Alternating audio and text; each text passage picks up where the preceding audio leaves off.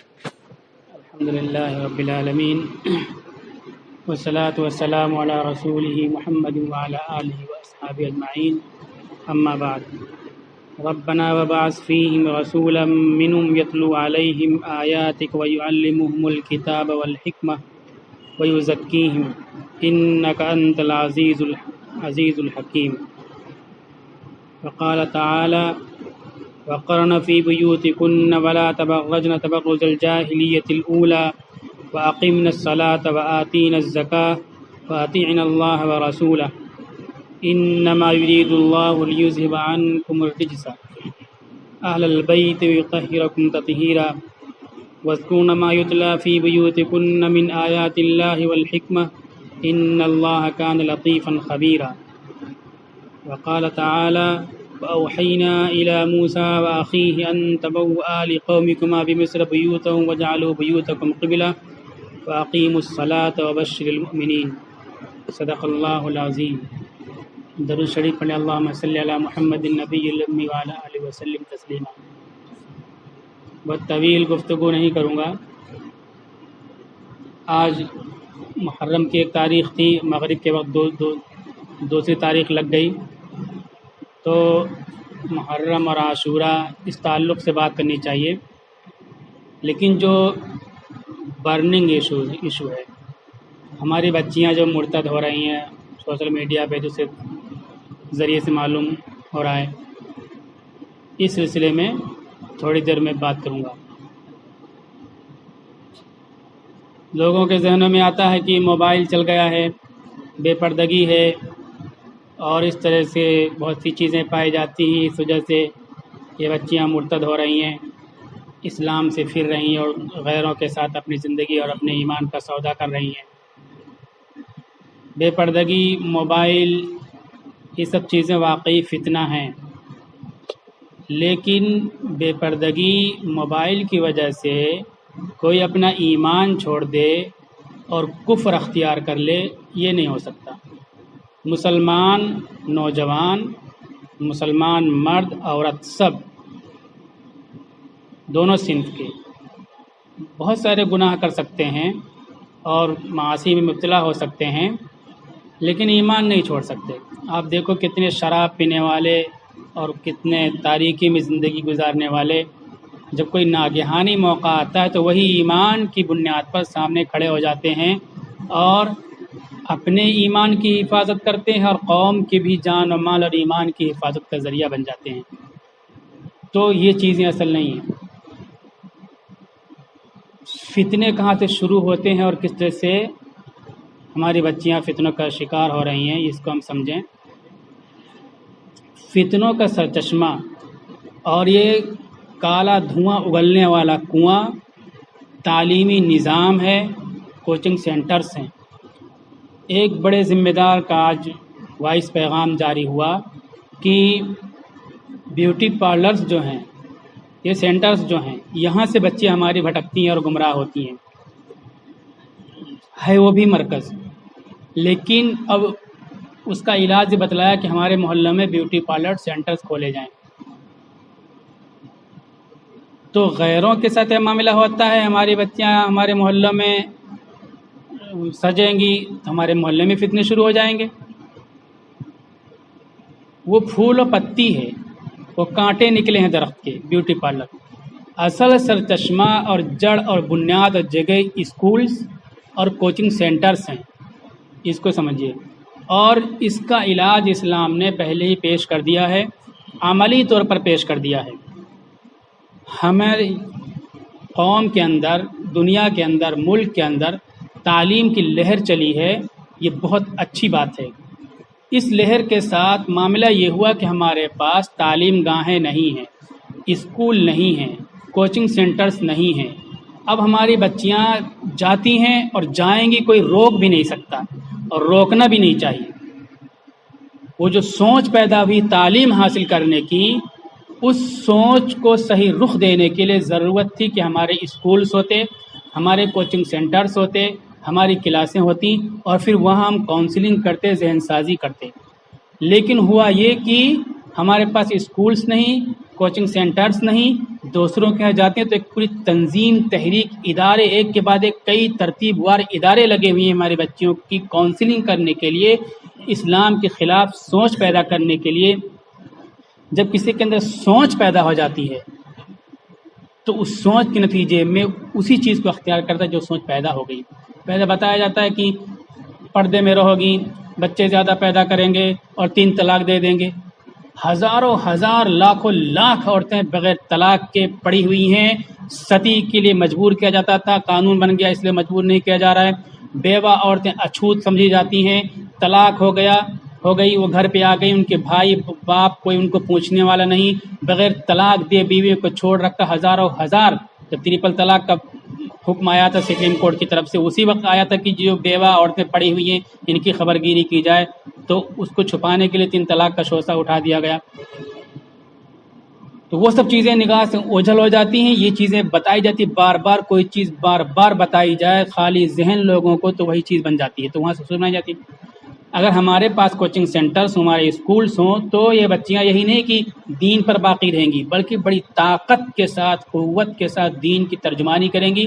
ان سے گناہ ہو جائے، معصیت ہو جائے، لیکن دین کا سودا نہیں کریں گی، کہ اتنے بھی گندے ماحول میں وہاں رہ کر کے دین کی بات ضرور کریں گی۔ میں ایک موٹی مثال دیتا ہوں، بھوپال جا رہا تھا پروگرام میں کہیں، تو دوست ٹرپل طلاق کی بات چل رہی تھی، وہاں دوسرے خیال کے لوگ تھے، باتیں کر رہے تھے تو 3 طلاق پہ کئی شادیوں پر۔ تو میں نے اپنے حساب سے جواب دیا۔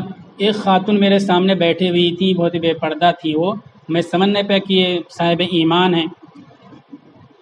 انہوں نے سب کو مخاطب کر کے کہا کہ میں سنسکرت کی سب سے بہترین ٹیچر فلاں کالج کی ٹیچر ہوں میں۔ تو سب نے بڑی توجہ سننا شروع کر دیا۔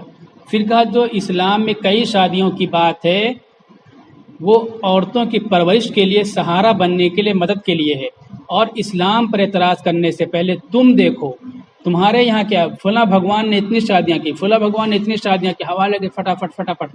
تو کالج کے ماحول میں دینی سوچ بن چکی تھی، اسلام کی اسٹڈی کر چکی تھی وہ، تو اس طرح سے جواب دیا۔ ہماری بچیاں اگر دین کو سمجھ لیں تو کیا ہوگا، اسلام کی بڑی طاقت کے ساتھ ترجمانی کریں گی، نقابت کریں گی۔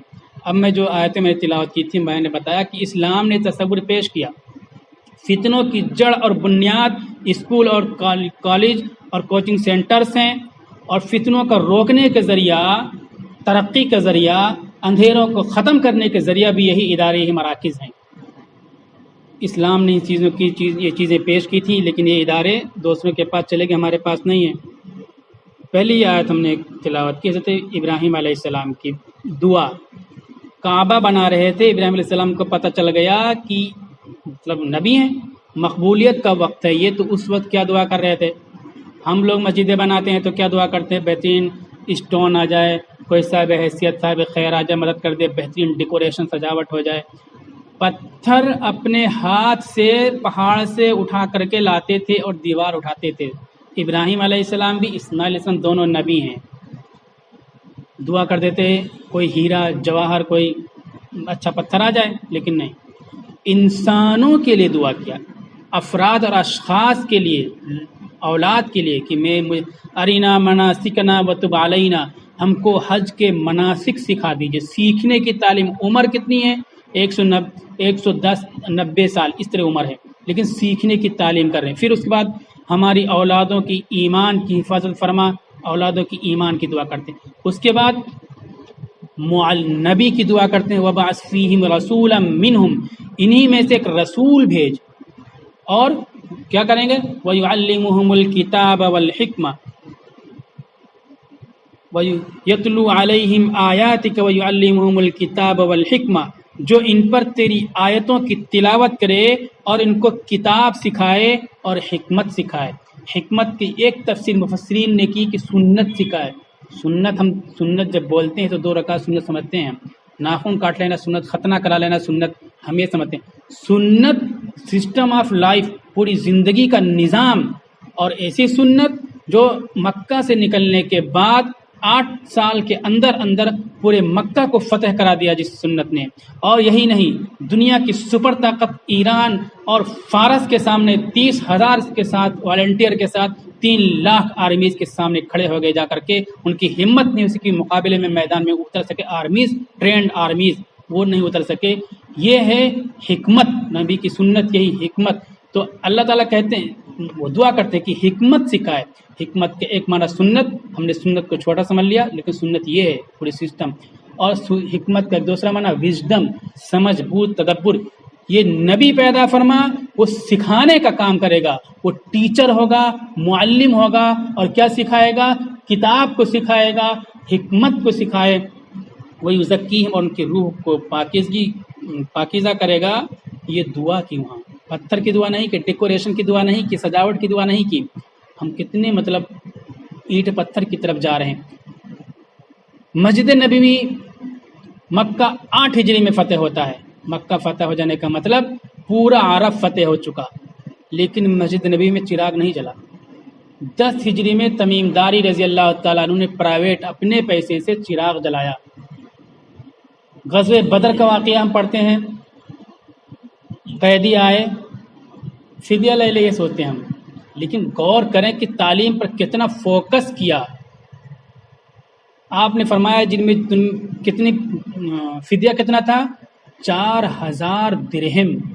ایک قیدی کا فدیہ 4000 درہم. دینار سستا تھا، درہم مہنگا تھا، اس لیے درہم اس وقت رکھا گیا. اگر دینار اس وقت کنورٹ کرو تو یہ دینار 2 کروڑ بنتا جا کر کے اس وقت.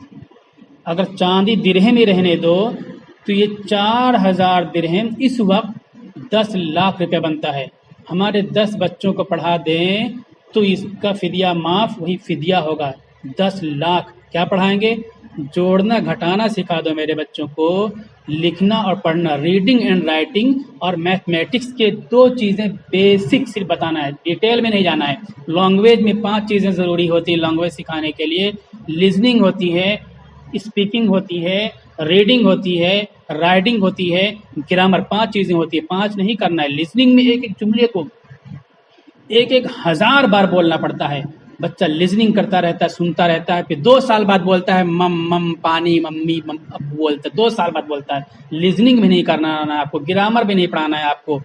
پڑھنا آ جائے، لکھنا آ جائے. لینگویج میں 2 چیزیں، 3 چیزیں ہٹا دو، آدھا ہی چیز.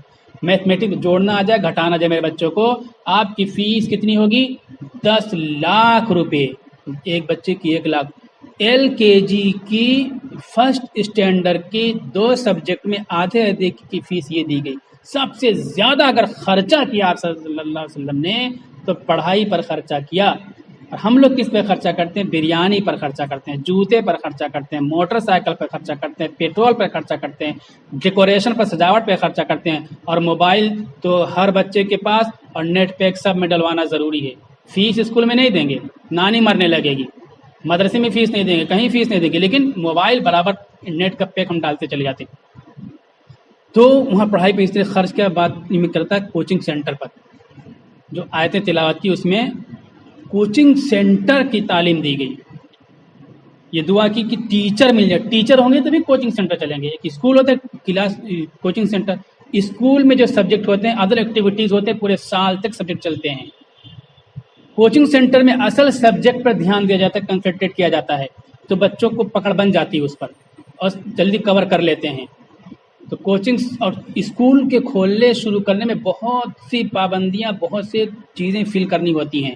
مثلا اس وقت جو چلا نظام گورنمنٹ کا بہت اچھا نظام ہے، وہ معلومات جو فراہم کرنی ہوتی ہے گورنمنٹ کو، ایک آدمی مستقل کاغذی کارروائی میں لگا ہوتا ہے. کوچنگ کلاسز میں ایسا کچھ نہیں ہوتا، کہیں بھی چالو کر لو آپ. تو کوچنگ میں سبجیکٹ بھی پورا ہو جاتا ہے اور یہ دقتیں بھی نہیں آتی، آسانیاں بھی ہوتی ہیں.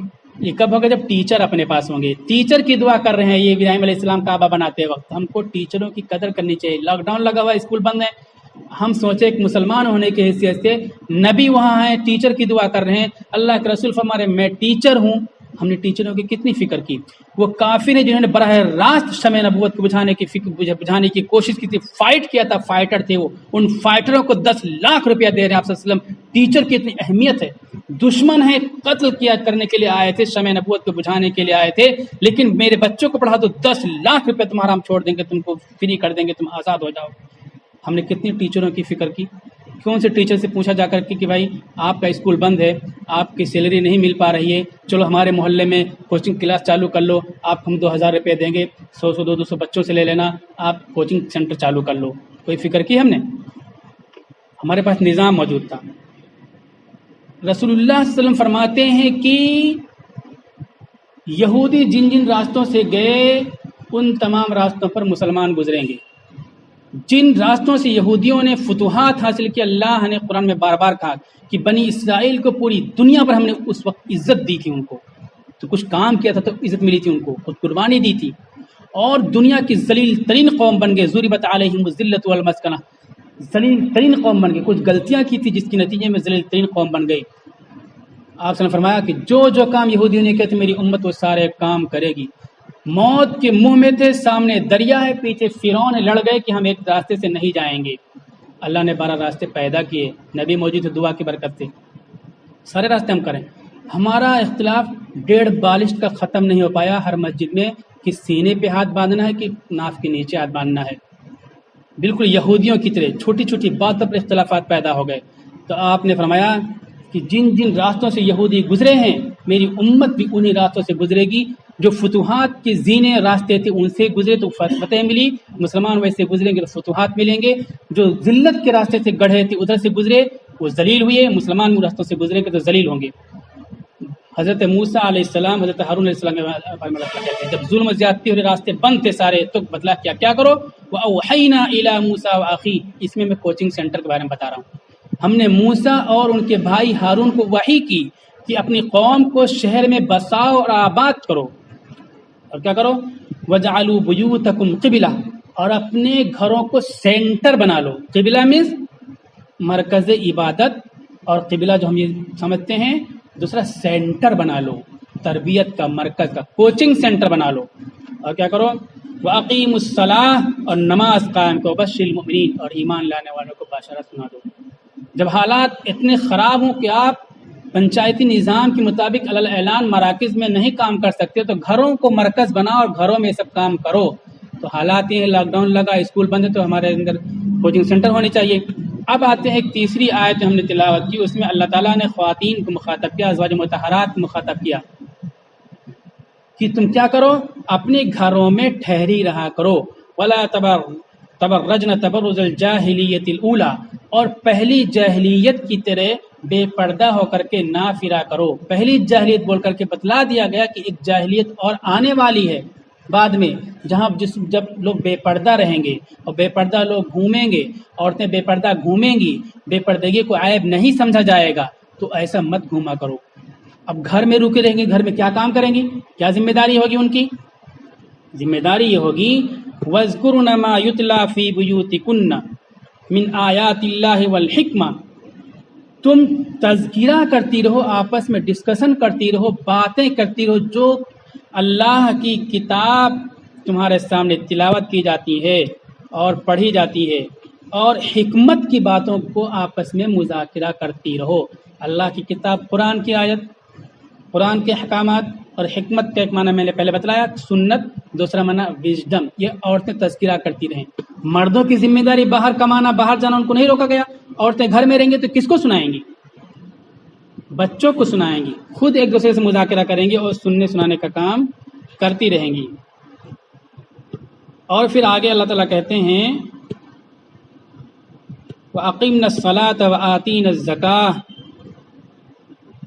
وَأَطِعْنَ اللَّهَ وَرَسُولَهُ، نماز قائم کرتی رہو، زکوٰۃ دیتی رہو، اللہ اور اس کے رسول کی اطاعت کرتی رہو۔